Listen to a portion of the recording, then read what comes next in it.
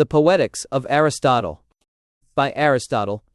I propose to treat of poetry in itself and of its various kinds, noting the essential quality of each, to inquire into the structure of the plot as requisite to a good poem, into the number and nature of the parts of which a poem is composed, and similarly into whatever else falls within the same inquiry. Following, then, the order of nature, let us begin with the principles which come first. Epic poetry and tragedy, comedy also, and dithyrambic poetry, and the music of the flute and of the lyre in most of their forms, are all in their general conception modes of imitation. They differ, however, from one another in three respects, the medium, the objects, the manner or mode of imitation, being in each case distinct. For as there are persons who, by conscious art or mere habit, imitate and represent various objects through the medium of color and form, or again by the voice, so in the arts above mentioned, taken as a whole, the imitation is produced by rhythm, language, or harmony, either singly or combined. Thus in the music of the flute and of the lyre, harmony and rhythm alone are employed. Also, in other arts, such as that of the shepherd's pipe, which are essentially similar to these.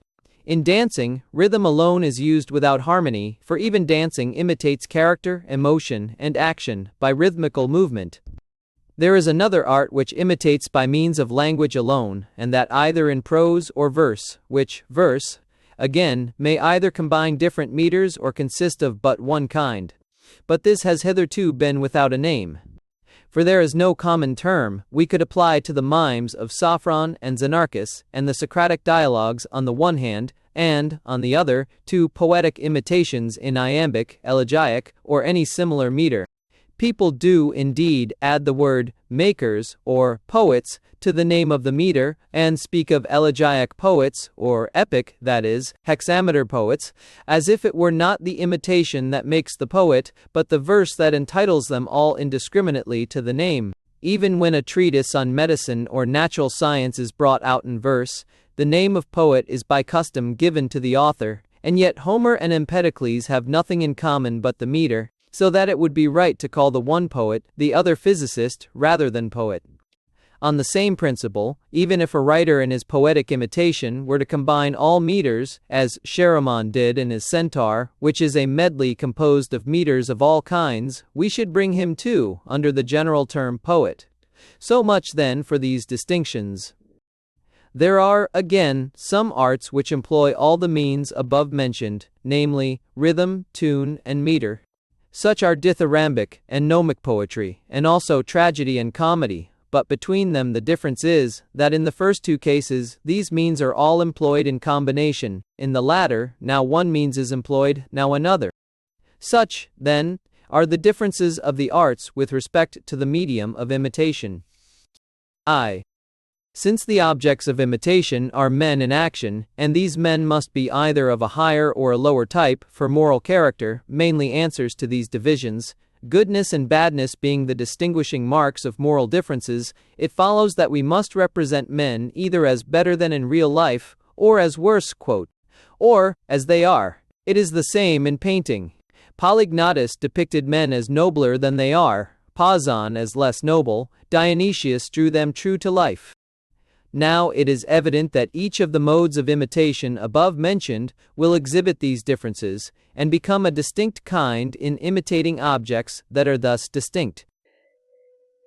Homer, for example, makes men better than they are, Cleophon as they are, Hegemon the Thasian, the inventor of parodies, and Nicochares, the author of the Deliad, worse than they are. The same thing holds good of dithyrambs and gnomes. Here too one may portray different types, as Timotheus and Philoxenus differed in representing their cyclopes. The same distinction marks off tragedy from comedy, for comedy aims at representing men as worse, tragedy as better than in actual life. There is still a third difference, the manner in which each of these objects may be imitated. For the medium being the same, and the objects the same, the poet may imitate by narration, in which case he can either take another personality as Homer does, or speak in his own person, unchanged, or he may present all his characters as living and moving before us. These then, as we said at the beginning, are the three differences which distinguish artistic imitation: the medium, the objects, and the manner. So that from one point of view, Sophocles is an imitator of the same kind as Homer. For both imitate higher types of character. From another point of view, of the same kind as Aristophanes, for both imitate persons acting and doing. Hence, some say, the name of dramas given to such poems, as representing action. For the same reason the Dorians claim the invention both of tragedy and comedy. The claim to comedy is put forward by the Megarians, not only by those of Greece proper, who allege that it originated under their democracy, but also by the Megarians of Sicily, for the poet Epicharmus, who is much earlier than Chionides and Magnus, belonged to that country. Tragedy, too, is claimed by certain Dorians of the Peloponnese. In each case, they appeal to the evidence of language. The outlying villages, they say, are by them called Kappa, Omega, Mu, Alpha, Iota, by the Athenians Delta, Eta, Mu, Iota. And they assume that comedians were so named, not from Kappa, Omega, Mu, Alpha, Zeta, Epsilon, Iota, Nu, to revel, but because they wandered from village to village, Kappa, Alpha, Tau, Alpha, Tau, Alpha, Tau, Alpha, Sigma, being excluded contemptuously from the city. They add also that the Dorian word for doing is delta rho alpha nuda, alpha tau tau, alpha tau dau, epsilon, iota, nuda. This may suffice as to the number and nature of the various modes of imitation. Poetry in general seems to have sprung from two causes, each of them lying deep in our nature. First, the instinct of imitation is implanted in man from childhood. One difference between him and other animals being that he is the most imitative of living creatures, and through imitation learns his earliest lessons, and no less universal is the pleasure felt in things imitated.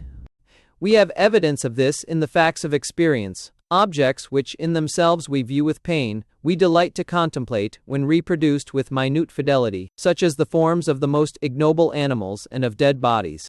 The cause of this, again, is, that to learn gives the liveliest pleasure, not only to philosophers but to men in general, whose capacity, however, of learning is more limited. Thus the reason why men enjoy seeing a likeness is, that in contemplating it they find themselves learning, or inferring, and saying perhaps, "Ah, that is he." Imitation, then, is one instinct of our nature. Next, there is the instinct for harmony and rhythm, meters being manifestly sections of rhythm. Persons, therefore, starting with this natural gift, developed by degrees their special aptitudes, till their rude improvisations gave birth to poetry. Poetry now diverged in two directions, according to the individual character of the writers. The graver spirits imitated noble actions and the actions of good men. The more trivial sort imitated the actions of meaner persons, at first composing satires, as the former did hymns to the gods and the praises of famous men. A poem of the satirical kind cannot indeed be put down to any author earlier than Homer, though many such writers probably there were. But from Homer onward, instances can be cited, his own Margites, for example, and other similar compositions. The appropriate meter was also here introduced, hence the measure is still called the iambic, or lampooning measure, being that in which people lampooned one another. Thus the older poets were distinguished as writers of heroic or of lampooning verse. As, in the serious style, Homer is preeminent among poets, for he alone combined dramatic form with excellence of imitation, so he too first laid down the main lines of comedy by dramatizing the ludicrous instead of writing personal satire. His Margitus bears the same relation to comedy that the Iliad and Odyssey do to tragedy. But when tragedy and comedy came to light, the two classes of poets still followed their natural bent. The lampooners became writers of comedy, and the epic poets were succeeded by tragedians, since the drama was a larger and higher form of art. Whether tragedy has as yet perfected its proper types or not, and whether it is to be judged in itself, or in relation also to the audience, this raises another question. Be that as it may, tragedy, as also comedy, was at first mere improvisation. The one originated with the authors of the dithyramb, the other with those of the phallic songs, which are still in use in many of our cities. Tragedy advanced by slow degrees. Each new element that showed itself was in turn developed. Having passed through many changes, it found its natural form, and there it stopped. Aeschylus first introduced a second actor. He diminished the importance of the chorus, and assigned the leading part to the dialogue. Sophocles raised the number of actors to 3, and added scene painting. Moreover, it was not till late that the short plot was discarded for one of greater compass, and the grotesque diction of the earlier satiric form for the stately manner of tragedy.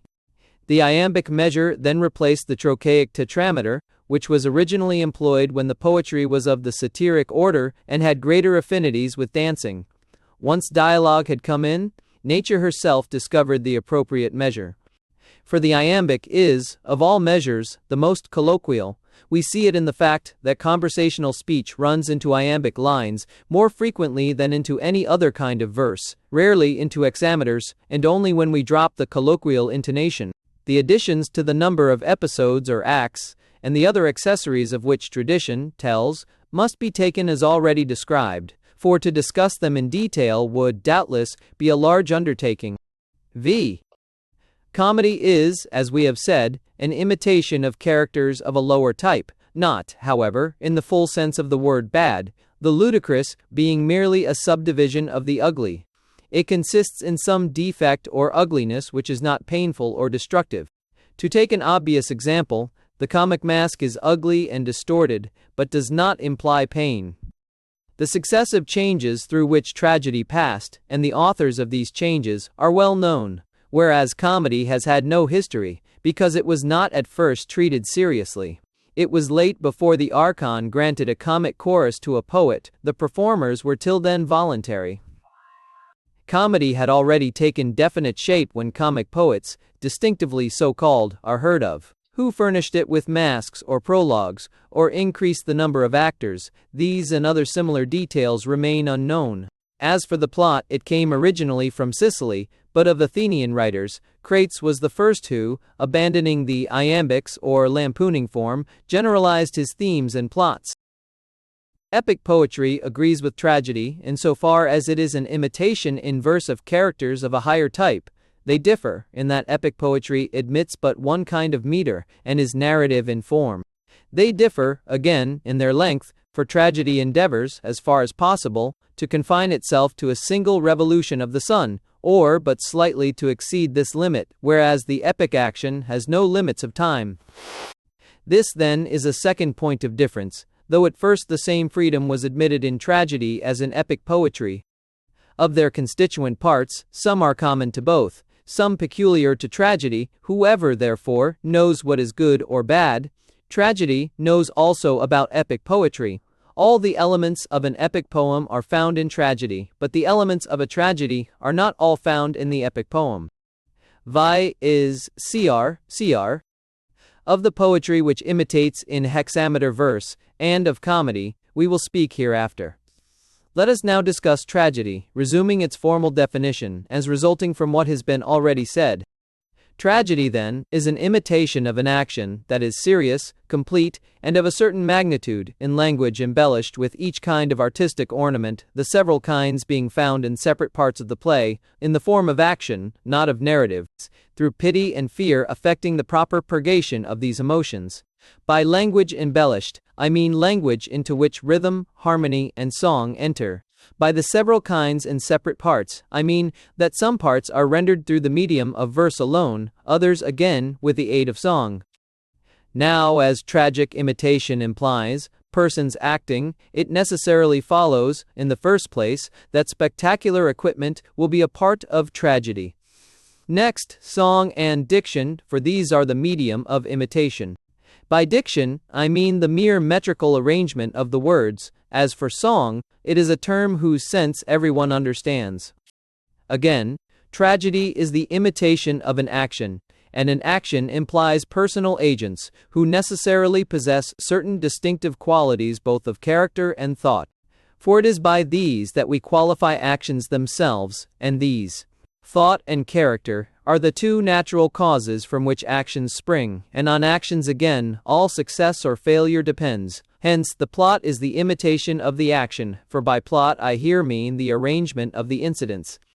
By character, I mean that in virtue of which we ascribe certain qualities to the agents. Thought is required wherever a statement is proved, or, it may be, a general truth enunciated. Every tragedy, therefore, must have 6 parts, which parts determine its quality. Namely, plot, character, diction, thought, spectacle, song. 2 of the parts constitute the medium of imitation, 1 the manner, and 3 the objects of imitation, and these complete the list. These elements have been employed, we may say, by the poets to a man. In fact, every play contains spectacular elements as well as character, plot, diction, song, and thought.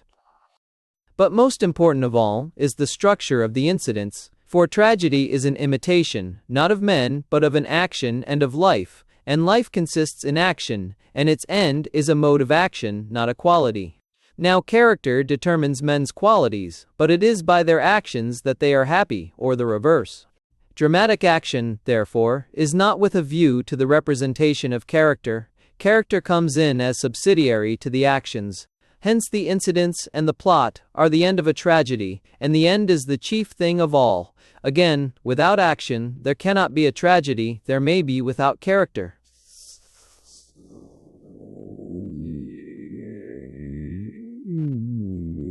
The tragedies of most of our modern poets fail in the rendering of character, and of poets in general, this is often true.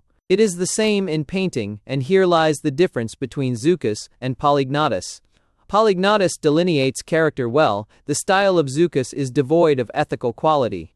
Again, if you string together a set of speeches expressive of character, and well finished in point of diction and thought, you will not produce the essential tragic effect nearly so well as with a play which, however deficient in these respects, yet has a plot, and artistically constructed incidents. Besides which, the most powerful elements of emotional interest in tragedy peripeteia, or reversal of the situation, and recognition scenes, are parts of the plot. A further proof is that novices in the art attain to finish of diction and precision of portraiture before they can construct the plot. It is the same with almost all the early poets.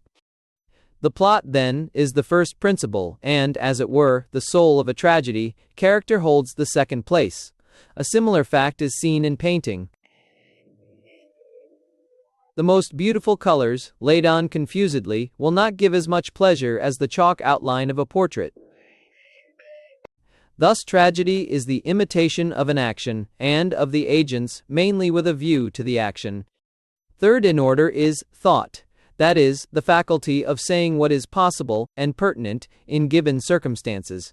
In the case of oratory, this is the function of the political art and of the art of rhetoric, and so, indeed, the older poets make their characters speak the language of civic life, the poets of our time, the language of the rhetoricians. Character is that which reveals moral purpose, showing what kind of things a man chooses or avoids. Speeches, therefore, which do not make this manifest, or in which the speaker does not choose or avoid anything whatever, are not expressive of character. Thought, on the other hand, is found where something is proved to be, or not to be, or a general maxim is enunciated. Fourth among the elements enumerated comes diction, by which I mean, as has been already said, the expression of the meaning in words, and its essence is the same both in verse and prose. Of the remaining elements, song holds the chief place among the embellishments. The spectacle has, indeed, an emotional attraction of its own, but, of all the parts, it is the least artistic, and connected least with the art of poetry. For the power of tragedy, we may be sure, is felt even apart from representation and actors. Besides, the production of spectacular effects depends more on the art of the stage machinist than on that of the poet. V. These principles being established, let us now discuss the proper structure of the plot, since this is the first and most important thing in tragedy. Now, according to our definition, tragedy is an imitation of an action that is complete and whole, and of a certain magnitude, for there may be a whole that is wanting in magnitude. A whole is that which has a beginning, a middle, and an end. A beginning is that which does not itself follow anything by causal necessity, but after which something naturally is or comes to be. An end, on the contrary, is that which itself naturally follows some other thing, either by necessity or as a rule, but has nothing following it. A middle is that which follows something as some other thing follows it. A well-constructed plot, therefore, must neither begin nor end at haphazard, but conform to these principles. Again, a beautiful object, whether it be a living organism or any whole composed of parts, must not only have an orderly arrangement of parts, but must also be of a certain magnitude, for beauty depends on magnitude and order. Hence a very small animal organism cannot be beautiful, for the view of it is confused, the object being seen in an almost imperceptible moment of time. Nor, again, can one of vast size be beautiful, for as the eye cannot take it all in at once, the unity and sense of the whole is lost for the spectator, as for instance if there were one 1,000 miles long. As, therefore, in the case of animate bodies and organisms, a certain magnitude is necessary, and a magnitude which may be easily embraced in one view, so in the plot, a certain length is necessary, and a length which can be easily embraced by the memory. The limit of length in relation to dramatic competition and sensuous presentment is no part of artistic theory. For had it been the rule for 100 tragedies to compete together, the performance would have been regulated by the water clock, as indeed we are told was formerly done. But the limit as fixed by the nature of the drama itself is this: the greater the length, the more beautiful will the piece be by reason of its size, provided that the whole be perspicuous.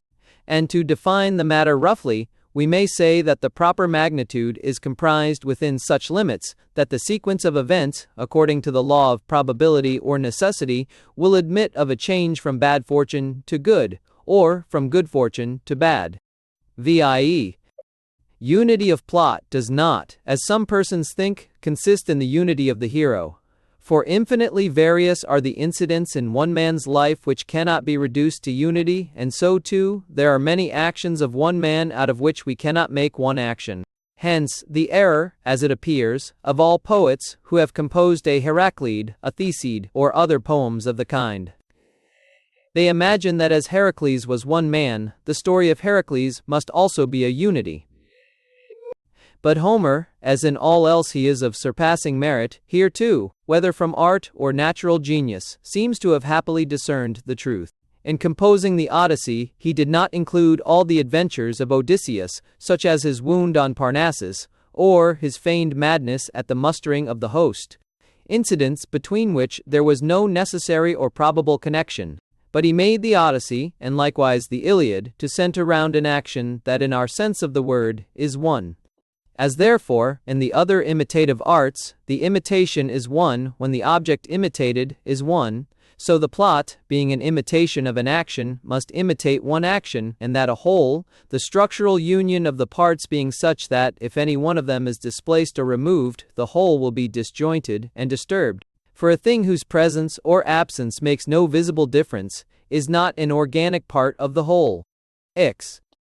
It is, moreover, evident, from what has been said, that it is not the function of the poet to relate what has happened, but what may happen, what is possible according to the law of probability or necessity. The work of Herodotus might be put into verse, and it would still be a species of history, with meter no less than without it. The true difference is that one relates what has happened, the other, what may happen. Poetry, therefore, is a more philosophical and a higher thing than history, for poetry tends to express the universal, history the particular. By the universal, I mean how a person of a certain type will on occasion speak or act, according to the law of probability or necessity, and it is this universality at which poetry aims in the names she attaches to the personages.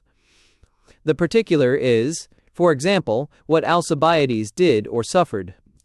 In comedy this is already apparent, for here the poet first constructs the plot on the lines of probability, and then inserts characteristic names, unlike the lampooners who write about particular individuals. But tragedians still keep to real names, the reason being that what is possible is credible. What has not happened, we do not at once feel sure to be possible, but what has happened is manifestly possible, otherwise it would not have happened. Still there are even some tragedies in which there are only one or two well-known names, the rest being fictitious. In others, none are well known, as in Agathon's Antheus, where incidents and names alike are fictitious, and yet they give none the less pleasure. We must not, therefore, at all costs keep to the received legends, which are the usual subjects of tragedy. Indeed, it would be absurd to attempt it, for even subjects that are known only to a few, and yet give pleasure to all. It clearly follows that the poet or maker should be the maker of plots, rather than of verses, since he is a poet because he imitates, and what he imitates are actions. And even if he chances to take an historical subject, he is nonetheless a poet, for there is no reason why some events that have actually happened should not conform to the law of the probable and possible, and in virtue of that quality, in them he is their poet or maker. Of all plots and actions, the episodic are the worst. I call a plot epoetics in which the episodes or acts succeed one another without probable or necessary sequence. Bad poets compose such pieces by their own fault. Good poets to please the players, for, as they write showpieces for competition, they stretch the plot beyond its capacity and are often forced to break the natural continuity. But again, tragedy is an imitation not only of a complete action, but of events inspiring fear or pity. Such an effect is best produced when the events come on us by surprise, and the effect is heightened when, at the same time, they follow as cause and effect. The tragic wonder will be greater than if they happened of themselves or by accident, for even coincidences are most striking when they have an air of design. We may instance the statue of Mides at Argos, which fell upon his murderer while he was a spectator at a festival, and killed him. Such events seem not to be due to mere chance. Plots, therefore, constructed on these principles, are necessarily the best. Plots are either simple or complex, for the actions in real life, of which the plots are an imitation, obviously show a similar distinction. An action which is one and continuous in the sense above defined, I call simple, when the change of fortune takes place without reversal of the situation and without recognition. A complex action is one in which the change is accompanied by such reversal, or by recognition, or by both. These last should arise from the internal structure of the plot, so that what follows should be the necessary or probable result of the preceding action. It makes all the difference whether any given event is a case of propter hoc or post hoc. Reversal of the situation is a change by which the action veers round to its opposite, subject always to our rule of probability or necessity. Thus, in the Oedipus, the messenger comes to cheer Oedipus and free him from his alarms about his mother, but by revealing who he is, he produces the opposite effect. Again in the Lynceus is being led away to his death, and Danis goes with him, meaning to slay him. But the outcome of the preceding incidents is that Danis is killed and Lynceus saved. Recognition, as the name indicates, is a change from ignorance to knowledge, producing love or hate between the persons destined by the poet for good or bad fortune. The best form of recognition is coincident with the reversal of the situation, as in the Oedipus. There are indeed other forms. Even inanimate things of the most trivial kind may in a sense be objects of recognition. Again, we may recognize or discover whether a person has done a thing or not. But the recognition which is most intimately connected with the plot and action is, as we have said, the recognition of persons. This recognition, combined with reversal, will produce either pity or fear, and actions producing these effects are those which, by our definition, tragedy represents. Moreover, it is upon such situations that the issues of good or bad fortune will depend. Recognition, then, being between persons, it may happen that one person only is recognized by the other when the latter is already known, or it may be necessary that the recognition should be on both sides. Thus Iphigenia is revealed to Orestes by the sending of the letter, but another act of recognition is required to make Orestes known to Iphigenia. Two parts, then, of the plot. Reversal of the situation and recognition, turn upon surprises. A third part is the scene of suffering. The scene of suffering is a destructive or painful action, such as death on the stage, bodily agony, wounds, and the like. The parts of tragedy, which must be treated as elements of the whole, have been already mentioned. We now come to the quantitative parts and the separate parts into which tragedy is divided. namely, prologue, episode, exode, choric song, this last being divided into parode and stasimon. These are common to all plays. Peculiar to some are the songs of actors from the stage and the comoi. The prologue is that entire part of a tragedy which precedes the parode of the chorus. The episode is that entire part of a tragedy which is between complete choric songs. The exode is that entire part of a tragedy which has no choric song after it. Of the choric part, the parode is the first undivided utterance of the chorus. The stasimon is a choric ode without anapaists or trochaic tetrameters. The komos is a joint lamentation of chorus and actors. The parts of tragedy which must be treated as elements of the whole have been already mentioned. The quantitative parts, the separate parts into which it is divided, are here enumerated, dd su fime. She. As the sequel to what has already been said, we must proceed to consider what the poet should aim at, and what he should avoid, in constructing his plots, and by what means the specific effect of tragedy will be produced. A perfect tragedy should, as we have seen, be arranged not on the simple but on the complex plan. It should, moreover, imitate actions which excite pity and fear, this being the distinctive mark of tragic imitation. It follows plainly, in the first place, that the change of fortune presented must not be the spectacle of a virtuous man brought from prosperity to adversity, for this moves neither pity nor fear, it merely shocks us. Nor, again, that of a bad man passing from adversity to prosperity, for nothing can be more alien to the spirit of tragedy. It possesses no single tragic quality. It neither satisfies the moral sense, nor calls forth pity or fear. Nor, again, should the downfall of the utter villain be exhibited. A plot of this kind would, doubtless, satisfy the moral sense, but it would inspire neither pity nor fear, for pity is aroused by unmerited misfortune, fear by the misfortune of a man like ourselves. Such an event, therefore, will be neither pitiful nor terrible. There remains, then, the character between these two extremes, that of a man who is not eminently good and just, yet whose misfortune is brought about not by vice or depravity, but by some error or frailty.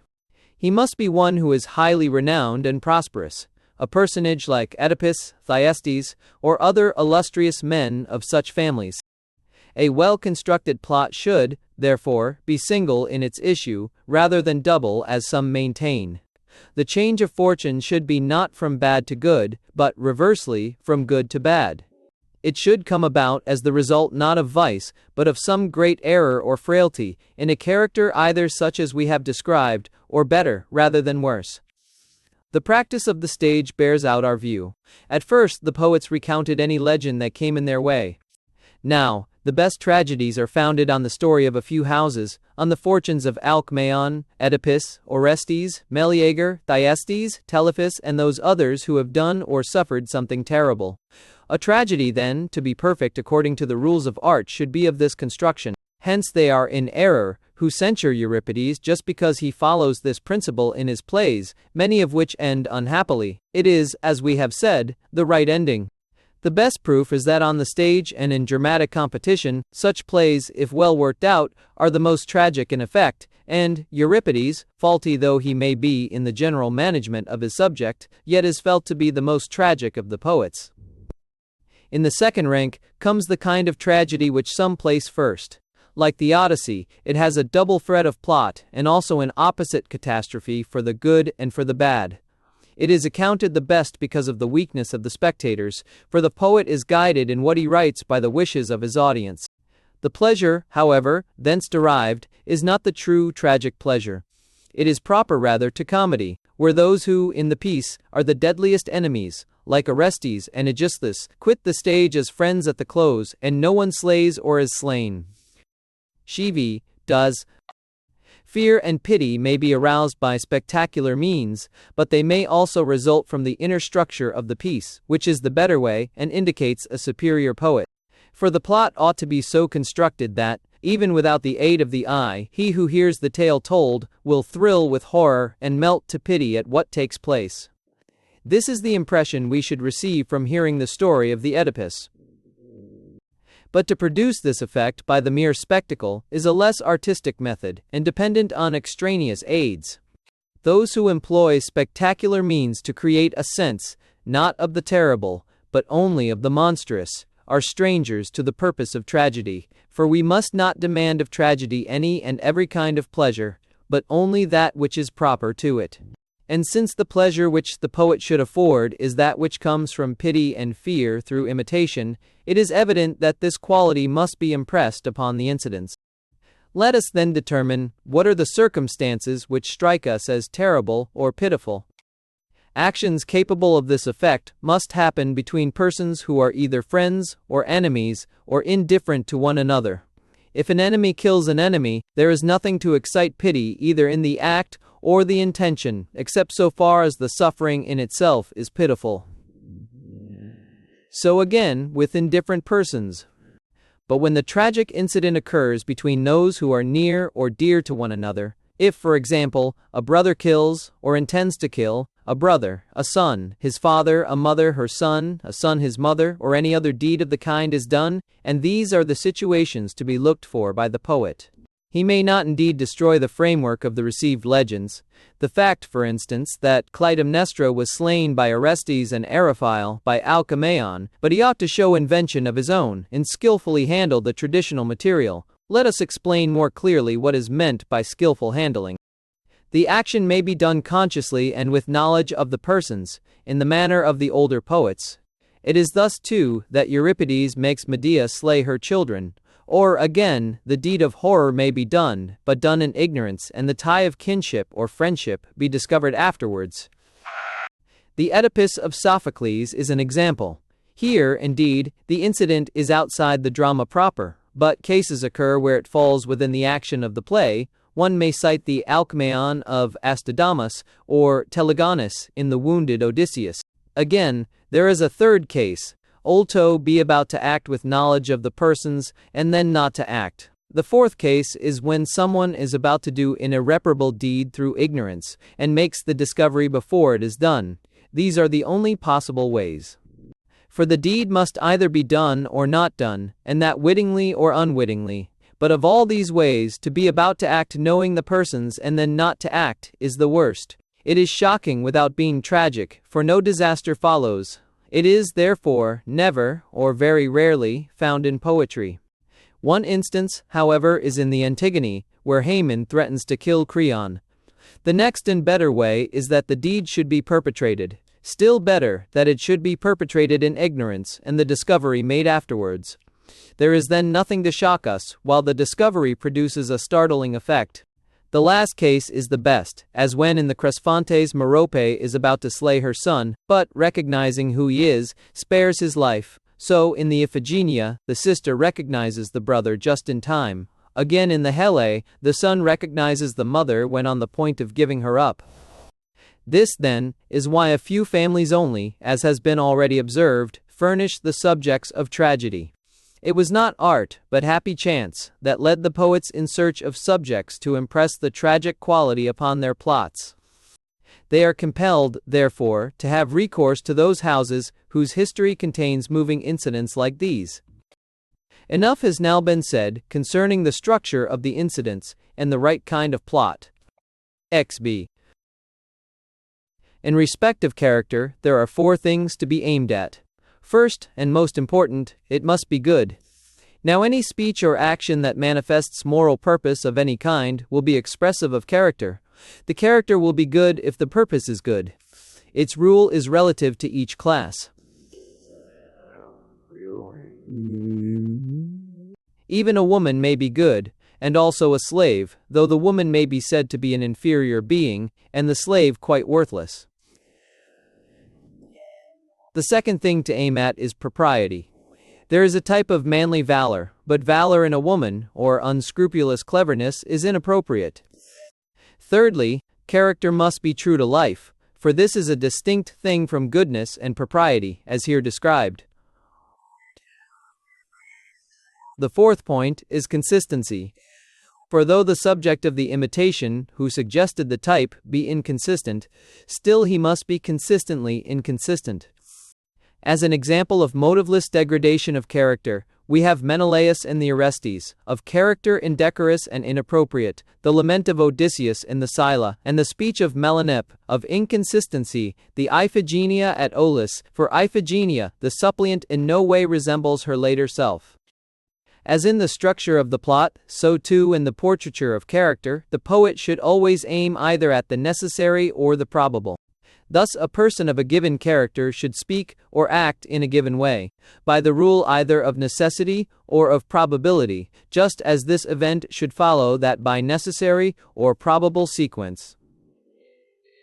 It is therefore evident that the unraveling of the plot, no less than the complication, must arise out of the plot itself. It must not be brought about by the deus ex machina, as in the Medea, or in the return of the Greeks in the Iliad. The deus ex machina should be employed only for events external to the drama, for antecedent or subsequent events, which lie beyond the range of human knowledge, and which require to be reported or foretold, for to the gods we ascribe the power of seeing all things. If the irrational cannot be excluded, it should be outside the scope of the tragedy. Such is the irrational element in the Oedipus of Sophocles. Again, since tragedy is an imitation of persons who are above the common level, the example of good portrait painters should be followed.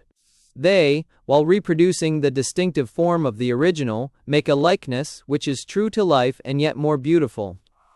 So too the poet, in representing men who are irascible or indolent, or have other defects of character, should preserve the type and yet ennoble it. In this way Achilles is portrayed by Agathon in Homer. These then are rules the poet should observe. Nor should he neglect those appeals to the senses, which, though not among the essentials, are the concomitants of poetry, for here too there is much room for error. But of this enough has been said in our published treatises. XV. What recognition is, has been already explained. We will now enumerate its kinds. First, the least artistic form, which, from poverty of wit, is most commonly employed recognition by signs. Of these, some are congenital, such as the spear which the earth-born race bear on their bodies, or the stars introduced by Carcinus in his Thyestes. Others are acquired after birth, and of these some are bodily marks, as scars, some external tokens, as necklaces, or the little arc in the tyro, by which the discovery is effected. Even these admit of more or less skillful treatment. Thus, in the recognition of Odysseus by his scar, the discovery is made in one way by the nurse, in another by the swineherds. The use of tokens for the express purpose of proof, and, indeed, any formal proof with or without tokens, is a less artistic mode of recognition. A better kind is that which comes about by a turn of incident, as in the bath scene in the Odyssey. Next come the recognitions invented at will by the poet, and on that account wanting in art. For example, Orestes in the Iphigenia reveals the fact that he is Orestes. She, indeed, makes herself known by the letter, but he, by speaking himself and saying what the poet, not what the plot requires. This, therefore, is nearly allied to the fault above mentioned, for Orestes might as well have brought tokens with him. Another similar instance is the voice of the shuttle in the Tereus of Sophocles. The third kind depends on memory, when the sight of some object awakens a feeling, as in the Cyprians of Dicæogenes, where the hero breaks into tears on seeing the picture, or again in the Lay of Alcinous, where Odysseus, hearing the minstrel play the lyre, recalls the past and weeps, and hence the recognition. The fourth kind is by process of reasoning. Thus, in the Chaephori, someone resembling me has come. No one resembles me but Orestes, therefore Orestes has come. Such too is the discovery made by Iphigenia in the play of Polyidus the Sophist. It was a natural reflection for Orestes to make, so I too must die at the altar like my sister. So, again, in the Tydeus of Theodectes, the father says, I came to find my son, and I lose my own life. So too in the Phinidae, the women, on seeing the place, inferred their fate. Here we are doomed to die, for here we were cast forth. Again, there is a composite kind of recognition involving false inference on the part of one of the characters, as in the Odysseus disguised as a messenger. A said that no one else was able to bend the bow, see fall con N, C A, hence B, the disguised Odysseus, imagine that A would recognize the bow which, in fact, he had not seen, and to bring about a recognition by this means that the expectation, A would recognize the bow, is false inference. But, of all recognitions, the best is that which arises from the incidents themselves, where the startling discovery is made by natural means. Such as that in the Oedipus of Sophocles, and in the Iphigenia, for it was natural that Iphigenia should wish to dispatch a letter. These recognitions alone dispense with the artificial aid of tokens or amulets. Next come the recognitions by process of reasoning. XBE. In constructing the plot and working it out with the proper diction, the poet should place the scene, as far as possible, before his eyes. In this way, seeing everything with the utmost vividness, as if he were a spectator of the action, he will discover what is in keeping with it, and be most unlikely to overlook inconsistencies. The need of such a rule is shown by the fault found in Carcinus. Amphiaraus was on his way from the temple. This fact escaped the observation of one who did not see the situation. On the stage, however, the piece failed, the audience being offended at the oversight. Again, the poet should work out his play, to the best of his power, with appropriate gestures, for those who feel emotion are most convincing, through natural sympathy with the characters they represent, and one who is agitated storms, one who is angry rages, with the most lifelike reality. Hence, poetry implies either a happy gift of nature or a strain of madness. In the one case, a man can take the mold of any character, in the other, he is lifted out of his proper self. As for the story, whether the poet takes it ready-made or constructs it for himself, he should first sketch its general outline, and then fill in the episodes and amplify in detail. The general plan may be illustrated by the Iphigenia. A young girl is sacrificed. She disappears mysteriously from the eyes of those who sacrificed her. She is transported to another country, where the custom is to offer up all strangers to the goddess. To this ministry she is appointed. Some time later, her own brother chances to arrive. The fact that the oracle for some reason ordered him to go there is outside the general plan of the play. The purpose, again, of his coming is outside the action proper. However, he comes, he is seized, and, when on the point of being sacrificed, reveals who he is. The mode of recognition may be either that of Euripides or of Polyidus, in whose play he exclaims very naturally, "So it was not my sister only, but I too, who was doomed to be sacrificed," and by that remark he is saved. After this, the names being once given, it remains to fill in the episodes. We must see that they are relevant to the action. In the case of Orestes, for example, there is the madness which led to his capture, and his deliverance by means of the purificatory rite.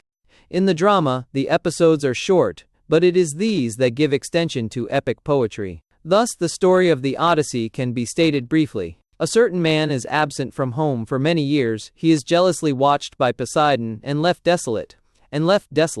Meanwhile, his home is in a wretched plight. Suitors are wasting his substance and plotting against his son. At length, tempest-tossed, he himself arrives. He makes certain persons acquainted with him. He attacks the suitors with his own hand, and is himself preserved while he destroys them. This is the essence of the plot. The rest is episode. XBEE. Every tragedy falls into two parts: complication and unraveling, or denouement. Incidents extraneous to the action are frequently combined with a portion of the action proper, to form the complication. The rest is the unraveling. By the complication, I mean all that extends from the beginning of the action to the part which marks the turning point, to good or bad fortune. The unraveling is that which extends from the beginning of the change to the end. Thus, in the Lynceus of Theodectes, the complication consists of the incidents presupposed in the drama, the seizure of the child, and then again, the unraveling extends from the accusation of murder to the end. There are four kinds of tragedy. The complex, depending entirely on reversal of the situation and recognition. The pathetic, where the motive is passion, such as the tragedies on Ajax and Ixion. The ethical, where the motives are ethical, such as the Phaetheotides and the Peleus. The fourth kind is the simple. We here exclude the purely spectacular element, exemplified by the Phorcides, the Prometheus, and scenes laid in Hades. The poet should endeavor, if possible, to combine all poetic elements, or failing that, the greatest number and those the most important. The more so, in face of the cavilling criticism of the day.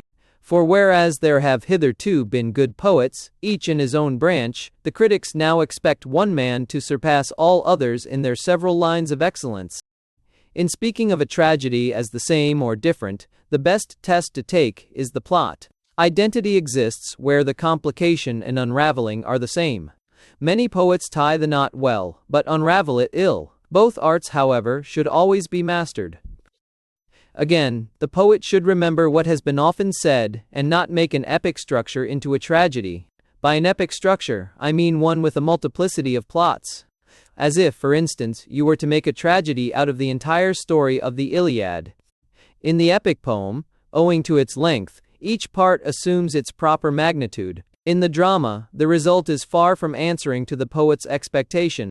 The proof is that the poets who have dramatized the whole story of the fall of Troy, instead of selecting portions, like Euripides, or who have taken the whole tale of Niobe and not a part of her story, like Aeschylus, either fail utterly or meet with poor success on the stage. Even Agathon has been known to fail from this one defect. In his reversals of the situation, however, he shows a marvelous skill in the effort to hit the popular taste, to produce a tragic effect that satisfies the moral sense. This effect is produced when the clever rogue, like Sisyphus, is outwitted or the brave villain defeated. Such an event is probable in Agathon's sense of the word. It is probable, he says, that many things should happen contrary to probability. The chorus too should be regarded as one of the actors. It should be an integral part of the whole, and share in the action, in the manner not of Euripides, but of Sophocles. As for the later poets, their choral songs pertain as little to the subject of the piece as to that of any other tragedy.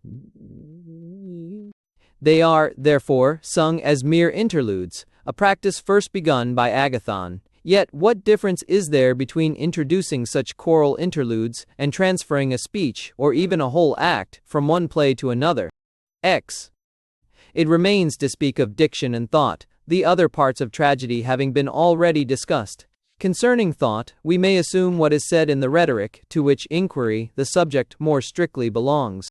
Under thought is included every effect which has to be produced by speech, the subdivisions being proof and refutation, the excitation of the feelings, such as pity, fear, anger, and the like, the suggestion of importance or its opposite.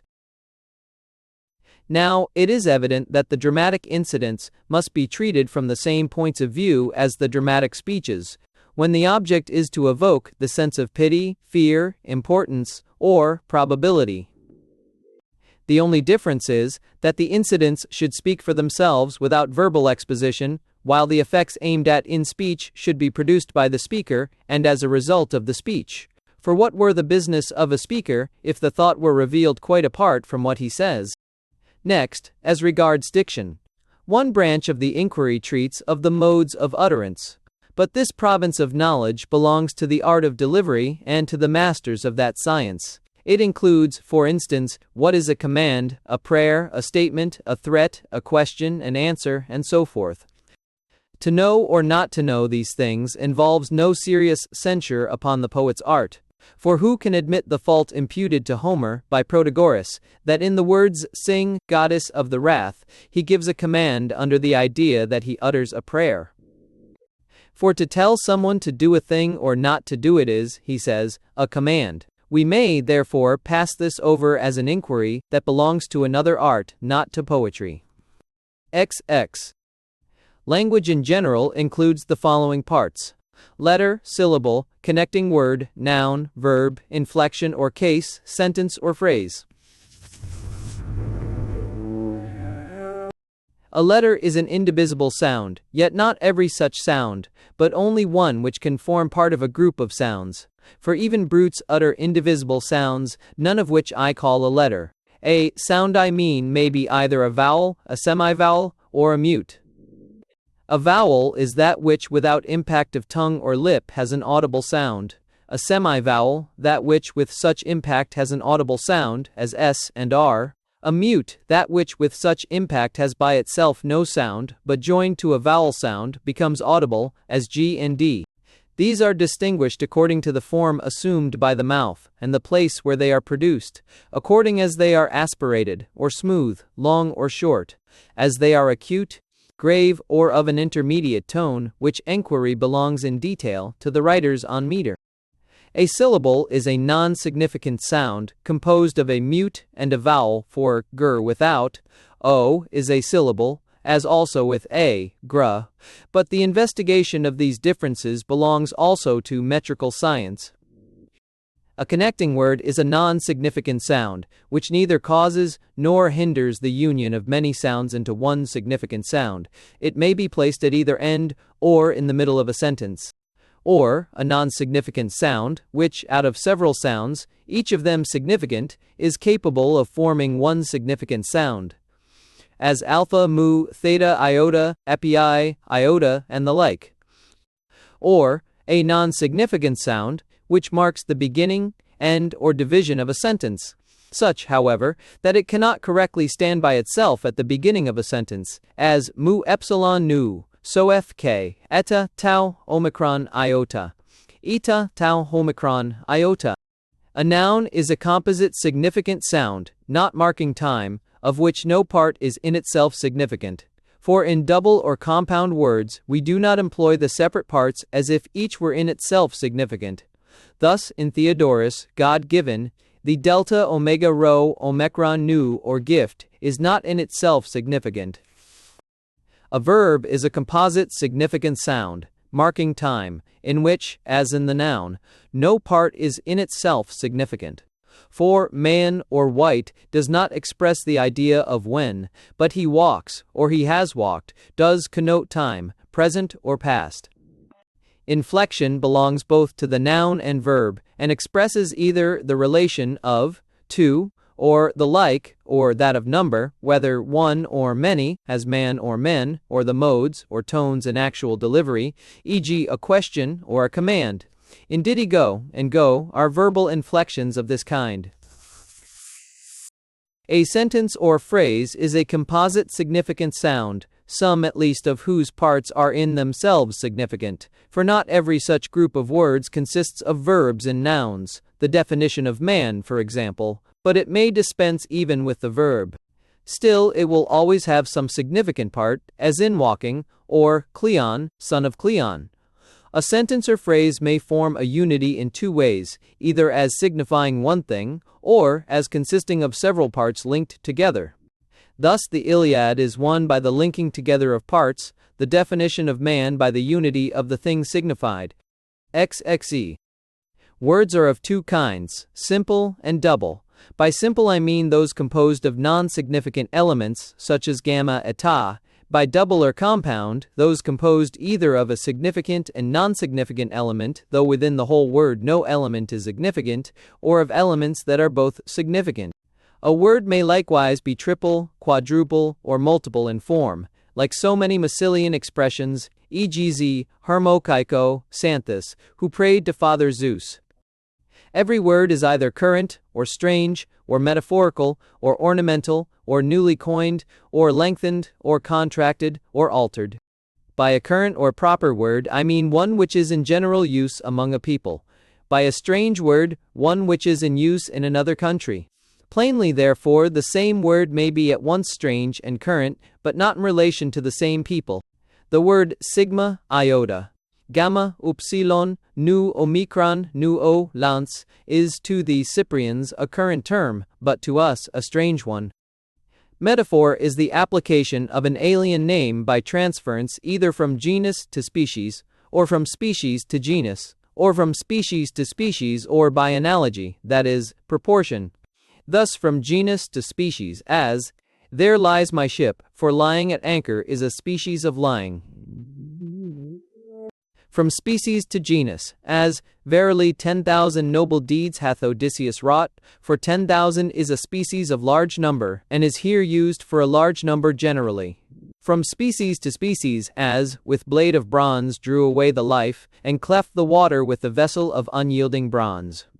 Here alpha rho upsilon rho alpha iota, to draw away, is used for tau alpha mu epsilon iota nuda, to cleave, and tau alpha mu epsilon iota nuda again for alpha rho upsilon alpha iota, each being a species of taking away. Analogy or proportion is when the second term is to the first as the fourth to the third. We may then use the fourth for the second, or the second for the fourth. Sometimes, too, we qualify the metaphor by adding the term to which the proper word is relative. Thus the cup is to Dionysus as the shield to Ares. The cup may therefore be called the shield of Dionysus, and the shield the cup of Ares. Or, again, as old age is to life, so is evening to day. Evening may therefore be called the old age of the day, and old age, the evening of life, or, in the phrase of Empedocles, life's setting sun.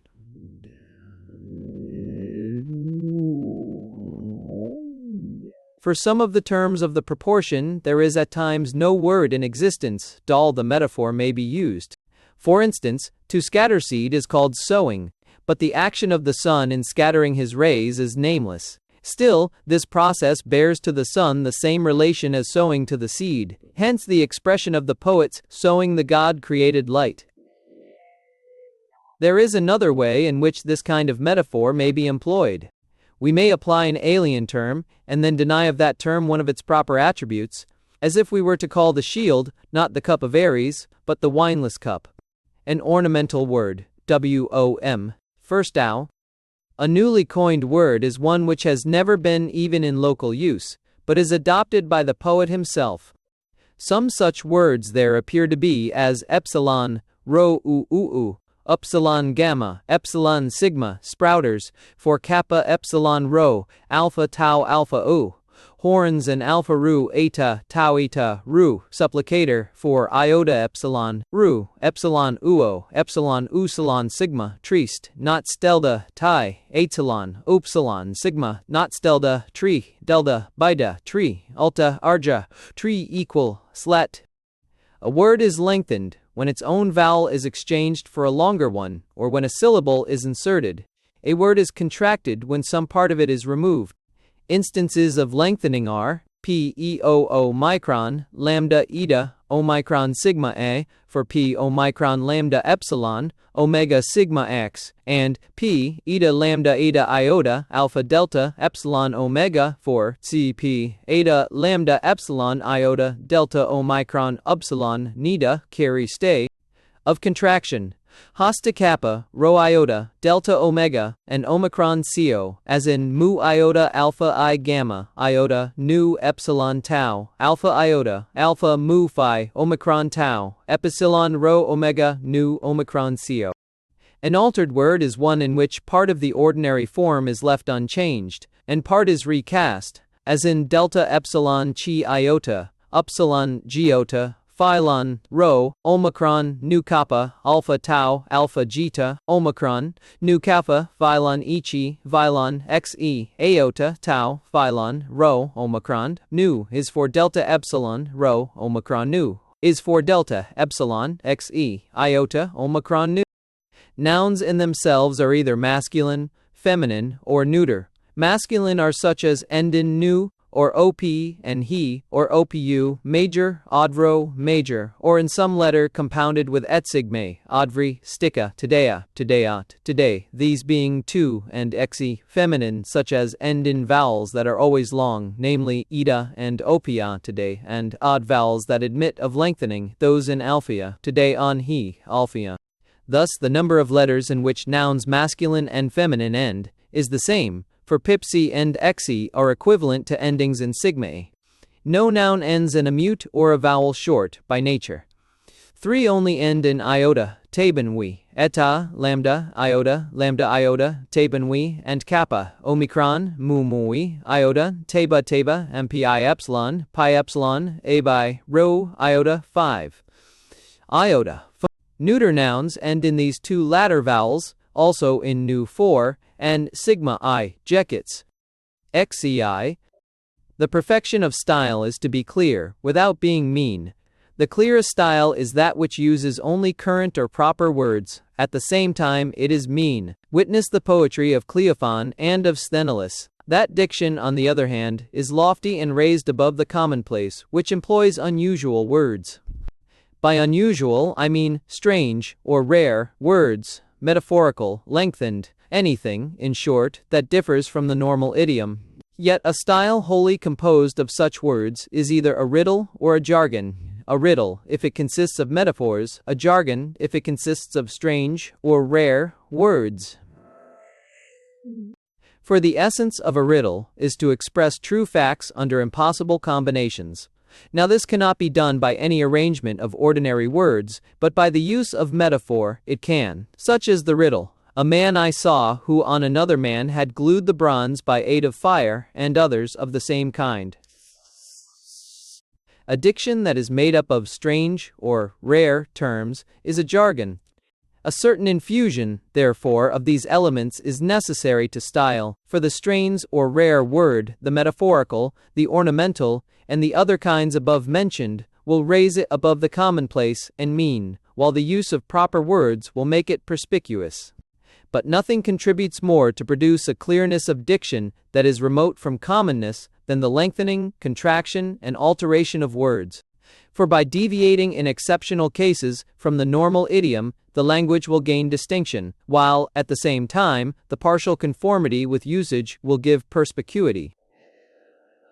The critics, therefore, are in error who censure these licenses of speech and hold the author up to ridicule. Thus, Euclides, the elder, declared that it would be an easy matter to be a poet if you might lengthen syllables at will. He caricatured the practice in the very form of his diction, as in the verse, epsilon, p iota, chi, alpha rho, eta nu, epsilon iota, delta, omicron, nu alpha rho, alpha theta, omega, nu alpha delta, epsilon, theta, alpha delta iota, zeta, omicron, nu tau, alpha, theta, omicron, nu tau, alpha e, or omicron, upsilon, kappa, alpha nu, j gamma, jj, JJ, JJ, JJ, JJ, alpha nu, epsilon nu, omicron sigma, JJ, womicron nu, epsilon kappa, epsilon iota, AJJJ, JJ, omicron, upsilon, theta, epsilon, rho, omicron, nu, JJ, ja, omicron, nu, JJ. To employ such license at all obtrusively is, no doubt, grotesque. But in any mode of poetic diction, there must be moderation. Even metaphors, strange or rare words, or any similar forms of speech would produce the like effect if used without propriety and with the express purpose of being ludicrous. How great a difference is made by the appropriate use of lengthening may be seen in epic poetry by the insertion of ordinary forms in the verse. So, again, if we take a strange or rare word, a metaphor, or any similar mode of expression, and replace it by the current or proper term, the truth of our observation will be manifest. For example, Aeschylus and Euripides each composed the same iambic line, but the alteration of a single word by Euripides, who employed the rarer term instead of the ordinary one, makes one verse appear beautiful and the other trivial. Aeschylus in his Philoctetes says, phi alpha gamma epsilon, delta alpha iota, nu alpha, a delta, ai, mu, omicron, epsilon, a, sigma, alpha, rho, kappa, alpha, sigma, epsilon, rho, theta, iota, epsilon, delta, omicron, sigma. Euripides substitutes theta omicron, iota, nu alpha, tau, alpha iota, feasts on, for epsilon, sigma theta, iota, epsilon iota, feeds on. Again in the line, nu upsilon, nu delta epsilon, he mu epsilon omega, nu omicron lambda iota, gamma, iota, gamma, upsilon, sigma, atete, epsilon, ate kappa, alpha iota, atete, omicron, upsilon, tete, atete, alpha, alpha nu, omicron, sigma, faslon iota, kappa, atete, nebulo and zeleta, kappa, ete, sigma.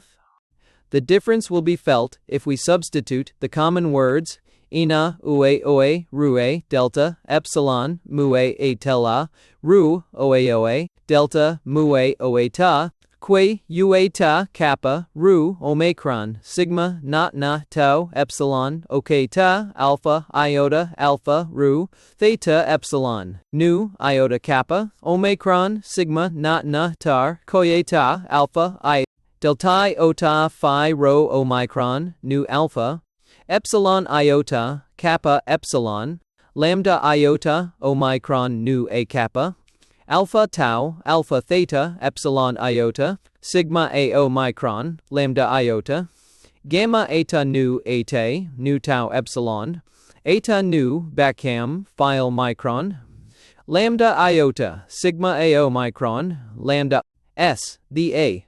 We read delta iota phi rho omicron nu omicron, chi theta eta, rho omicron nu kappa, alpha tau, alpha theta, epsilon iota, sigma iota, kappa, rho, alpha nu a tau, epsilon tau, rho, alpha pi, epsilon zeta, alpha nu. Or, for eta iota, omicron nu, epsilon sigma, teramacron, h beta omicron, omicron omega, rho iota omicron nu, eta iota omicron nu, epsilon sigma, ferro alpha, zeta, omicron, upsilon, rho iota nu. Again, Ariphrades ridiculed the tragedians for using phrases which no one would employ in ordinary speech, for example, delta omega, mu alpha, tau omega, nu alpha pi, omega nu, instead of alpha pi, omegron, delta omega, mu, alpha tau, omega, nu, alpha tau, omega, nu, alpha tau, omega, delta, epsilon nu, alta, nu, iota, nu, iota nu, iota nu, alpha, chi iota.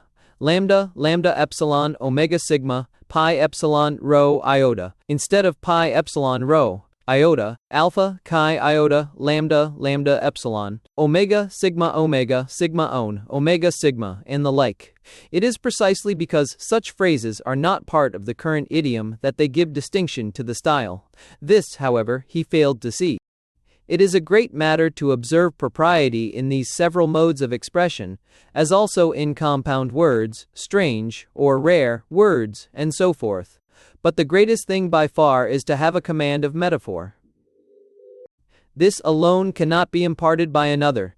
It is the mark of genius, for to make good metaphors implies an eye for resemblances. Of the various kinds of words, the compound are best adapted to dithyrambs, rare words to heroic poetry, metaphors to iambic. In heroic poetry, indeed, all these varieties are serviceable, but in iambic verse, which reproduces, as far as may be, familiar speech, the most appropriate words are those which are found even in prose.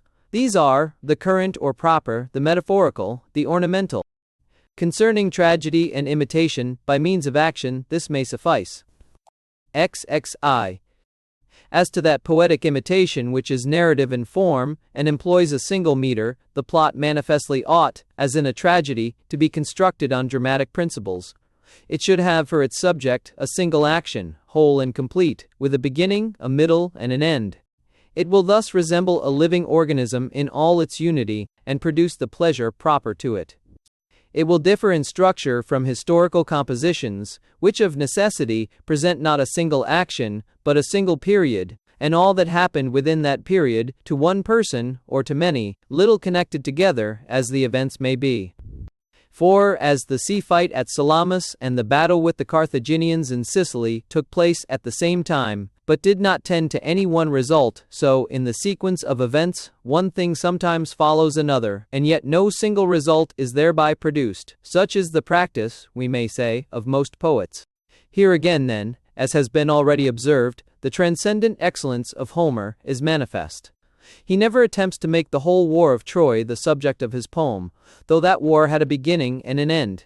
It would have been too vast a theme, and not easily embraced in a single view. If, again, he had kept it within moderate limits, it must have been overcomplicated by the variety of the incidents. As it is, he detaches a single portion and admits as episodes many events from the general story of the war, such as the catalogue of the ships and others, thus diversifying the poem. All other poets take a single hero, a single period, or an action single indeed, but with a multiplicity of parts. Thus did the author of the Cypria and of the Little Iliad, For this reason, the Iliad and the Odyssey each furnish the subject of one tragedy, or at most of two, while the Cypria supplies materials for many, and the Little Iliad for 8, the Award of the Arms, the Philoctetes, the Neoptolemus, the Eurypylus, the Mendicant Odysseus, the Laconian Women, the Fall of Ilium, the Departure of the Fleet, xxev. Again, epic poetry must have as many kinds as tragedy. It must be simple, or complex, or ethical, or pathetic. The parts also, with the exception of song and spectacle, are the same, for it requires reversals of the situation, recognitions, and scenes of suffering. In all these respects, Homer is our earliest and sufficient model. Indeed, each of his poems has a twofold character. The Iliad is at once simple and pathetic, and the Odyssey complex, for recognition scenes run through it, and at the same time, ethical. Moreover, in diction and thought they are supreme. Epic poetry differs from tragedy in the scale on which it is constructed, and in its meter. As regards scale or length, we have already laid down an adequate limit. The beginning and the end must be capable of being brought within a single view. This condition will be satisfied by poems on a smaller scale than the old epics, and answering in length to the group of tragedies presented at a single sitting. Epic poetry has, however, a special capacity for enlarging its dimensions, and we can see the reason. In tragedy, we cannot imitate several lines of actions carried on at one and the same time. We must confine ourselves to the action on the stage and the part taken by the players. But in epic poetry, owing to the narrative form, many events simultaneously transacted can be presented, and these, if relevant to the subject, add mass and dignity to the poem. The epic has here an advantage, and one that conduces to grandeur of effect, to diverting the mind of the hearer, and relieving the story with varying episodes. For sameness of incident soon produces satiety, and makes tragedies fail on the stage. As for the meter, the heroic measure has proved its fitness by the test of experience. If a narrative poem in any other meter or in many meters were now composed, it would be found incongruous. For of all measures the heroic is the stateliest and the most massive, and hence it most readily admits rare words and metaphors, which is another point in which the narrative form of imitation stands alone. On the other hand, the iambic and the trochaic tetrameter are stirring measures, the latter being akin to dancing, the former expressive of action. Still more absurd would it be to mix together different meters as was done by Sherman. Hence, no one has ever composed a poem on a great scale in any other than heroic verse. Nature herself, as we have said, teaches the choice of the proper measure. Homer, admirable in all respects, has the special merit of being the only poet who rightly appreciates the part he should take himself. The poet should speak as little as possible in his own person, for it is not this that makes him an imitator. Other poets appear themselves upon the scene throughout, and imitate but little and rarely. Homer, after a few prefatory words, at once brings in a man, or woman, or other personage, none of them wanting in characteristic qualities, but each with a character of his own. The element of the wonderful is required in tragedy. The irrational, on which the wonderful depends for its chief effects, has wider scope in epic poetry, because there the person acting is not seen. Thus, the pursuit of Hector would be ludicrous if placed upon the stage, the Greeks standing still and not joining in the pursuit, and Achilles waving them back. But in the epic poem the absurdity passes unnoticed. Now, the wonderful is pleasing, as may be inferred from the fact that everyone tells a story, with some addition of his own, knowing that his hearers like it. It is Homer who has chiefly taught other poets the art of telling lies skillfully. The secret of it lies in a fallacy, for assuming that if one thing is or becomes, a second is or becomes, men imagine that if the second is, the first likewise is or becomes. But this is a false inference. Hence, where the first thing is untrue, it is quite unnecessary, provided the second be true, to add that the first is or has become. For the mind, knowing the second to be true, falsely infers the truth of the first. Accordingly, the poet should prefer probable impossibilities to improbable possibilities. The tragic plot must not be composed of irrational parts, Everything irrational should, if possible, be excluded, or, at all events, it should lie outside the action of the play, as, in the Oedipus, the hero's ignorance as to the manner of Laius's death, not within the drama, as in the Electra, the messenger's account of the Pythian games, or, as in the Mysians, the man who has come from Tegea to Mysia and is still speechless. Yeah? The plea that otherwise the plot would have been ruined is ridiculous. Such a plot should not in the first instance be constructed. But once the irrational has been introduced, and an air of likelihood imparted to it, we must accept it in spite of the absurdity. Take even the irrational incidents in the Odyssey, where Odysseus is left upon the shore of Ithaca. How intolerable even these might have been, would be apparent if an inferior poet were to treat the subject. As it is, the absurdity is veiled by the poetic charm with which the poet invests it.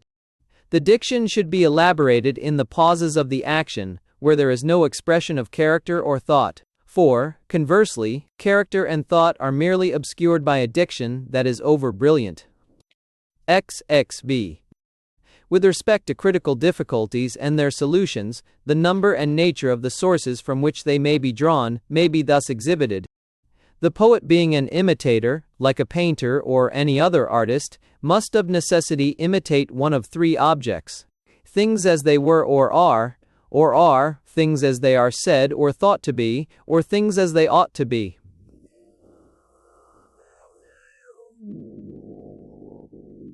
Either current terms, or it may be rare words or metaphors. There are also many modifications of language, which we concede to the poets. Add to this, that the standard of correctness is not the same in poetry and politics, any more than in poetry and any other art. Within the art of poetry itself, there are two kinds of faults, those which touch its essence, and those which are accidental.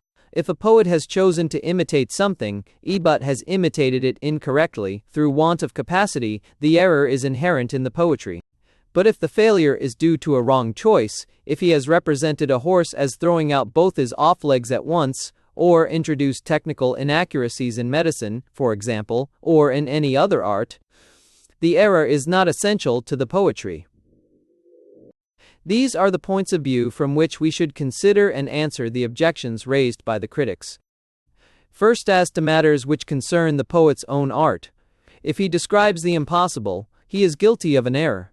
But the error may be justified, if the end of the art be thereby attained, the end being that already mentioned, if, that is, the effect of this or any other part of the poem is thus rendered more striking.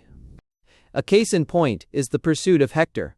If, however, the end might have been as well, or better, attained without violating the special rules of the poetic art, the error is not justified, for every kind of error should, if possible, be avoided. Again, does the error touch the essentials of the poetic art, or some accident of it? For example, not to know that a hind has no horns is a less serious matter than to paint it inartistically. Further, if it be objected that the description is not true to fact, the poet may perhaps reply, but the objects are as they ought to be, just as Sophocles said that he drew men as they ought to be, Euripides, as they are. In this way the objection may be met. If, however, the representation be of neither kind, the poet may answer, "This is how men say the thing is. This applies to tales about the gods. It may well be that these stories are not higher than fact, nor yet true to fact. They are, very possibly, what Xenophanes says of them. But anyhow, this is what is said." Again, a description may be no better than the fact, still, it was the fact, as in the passage about the arms, upright upon their butt ends, stood the spears. This was the custom then, as it now is among the Illyrians.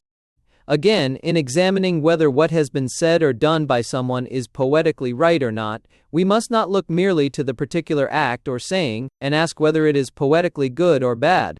We must also consider by whom it is said or done, to whom, when, by what means, or for what end, whether, for instance, it be to secure a greater good, or avert a greater evil.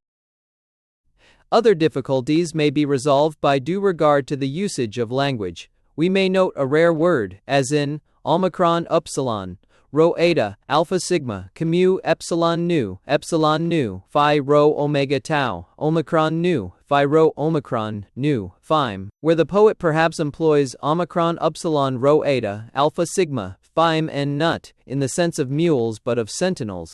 So, again, of Dolon, ill-favored indeed he was to look upon. It is not meant that his body was ill-shaped, but that his face was ugly, for the Cretans used the word epsilon iota, delta epsilon sigma, well-favored, to denote a fair face. Again, zeta omega, rho omicron, tau epsilon, rho omicron, nu delta epsilon, a kappa epsilon, rho alpha iota epsilon, ho, mix the drink livelier, does not mean mix it stronger as for hard drinkers, but mix it quicker. Sometimes, an expression is metaphorical, as, now all gods and men were sleeping through the night, while at the same time the poet says, often indeed as he turned his gaze to the Trojan plain, he marveled at the sound of flutes and pipes. All is here used metaphorically for many, all being a species of many. So in the verse, alone she hath no part, sumbersi, simples, ioniota, eta, alone, is metaphorical, for the best known may be called the only one. Again, the solution may depend upon accent or breathing.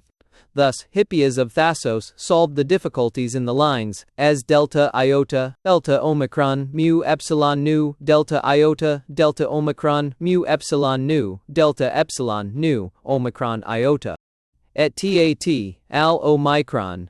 More epsilon nu omicron upsilon kappa, alpha alpha pi, upsilon tau, alpha iota, et al. Or again, the question may be solved by punctuation, as in Empedocles, of a sudden things became mortal, that before had learnt to be immortal, and things unmixed, before mixed.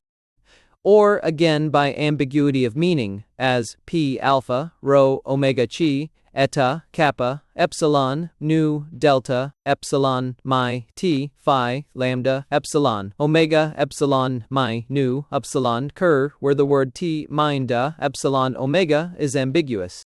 Or by the usage of language. Thus, any mixed drink is called omicron iota, nu, omicron sigma iota, nu, omicron, sigma, etsensis, wine. Hence, Ganymede is said to pour the wine to Zeus, though the gods do not drink wine. So too, workers in iron are called chi alpha, lambda, kappa, epsilon, alpha, sigma, or workers in bronze. This, however, may also be taken as a metaphor. Again, when a word seems to involve some inconsistency of meaning, we should consider how many senses it may bear in the particular passage. For example, there was stayed the spear of bronze, we should ask, in how many ways we may take being checked there. The true mode of interpretation is the precise opposite of what Glaucon mentions. Critics, he says, jump at certain groundless conclusions. They pass adverse judgment, and then proceed to reason on it, and, assuming that the poet has said whatever they happen to think, find fault if a thing is inconsistent with their own fancy. The question about Icarius has been treated in this fashion. The critics imagine he was a Lacedaemonian. They think it strange, therefore, that Telemachus should not have met him when he went to Lacedaemon, but the Cephallenian story may perhaps be the true one. They allege that Odysseus took a wife from among themselves, and that her father was Icadius, not Icarius. It is merely a mistake, then, that gives plausibility to the objection. In general, the impossible must be justified by reference to artistic requirements, or to the higher reality, or to received opinion. With respect to the requirements of art, a probable impossibility is to be preferred to a thing improbable and yet possible. Again, it may be impossible that there should be men such as Zeuxis painted. Yes, we say, but the impossible is the higher thing, for the ideal type must surpass the reality. To justify the irrational, we appeal to what is commonly said to be. In addition to which, we urge that the irrational sometimes does not violate reason, just as it is probable that a thing may happen contrary to probability. Things that sound contradictory should be examined by the same rules as in dialectical refutation, whether the same thing is meant, in the same relation, and in the same sense. We should therefore solve the question by reference to what the poet says himself, or to what is tacitly assumed by a person of intelligence. The element of the irrational, and, similarly, depravity of character, are justly censured when there is no inner necessity for introducing them.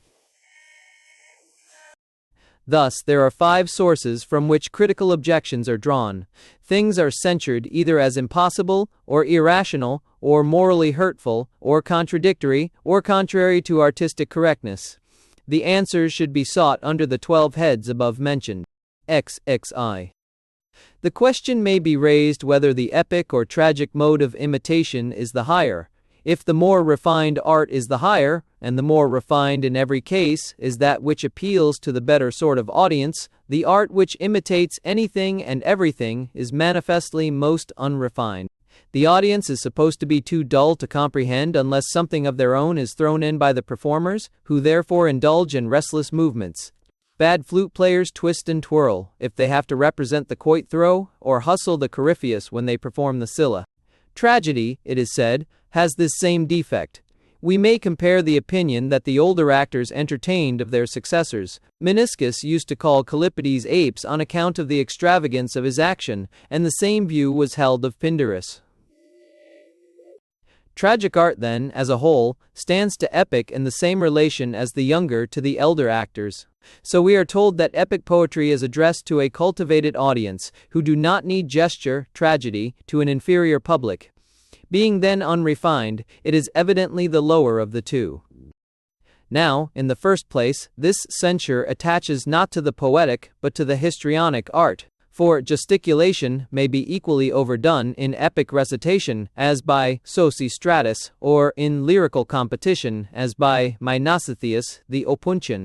Next, all action is not to be condemned any more than all dancing, but only that of bad performers. Such was the fault found in Callipides, as also in others of our own day, who are censured for representing degraded women.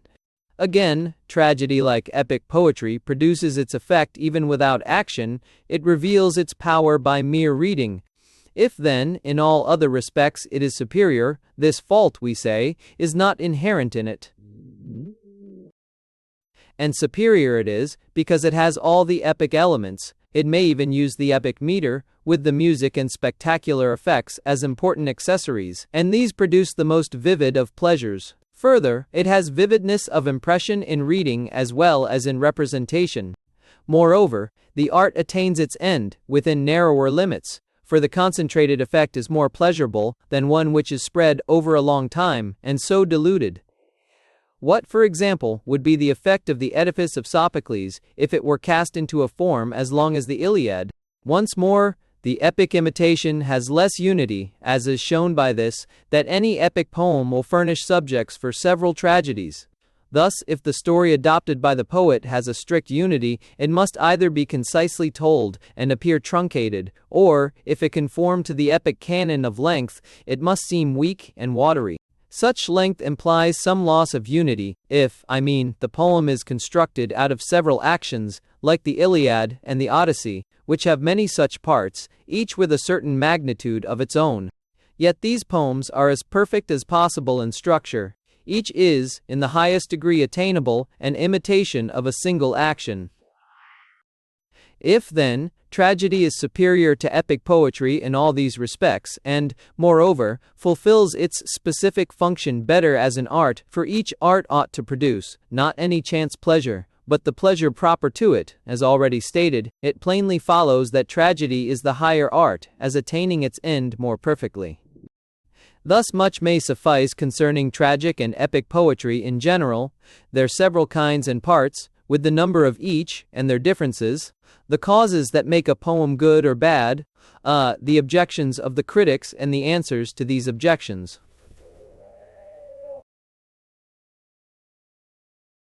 Thanks for listening to Poetics by Aristotle.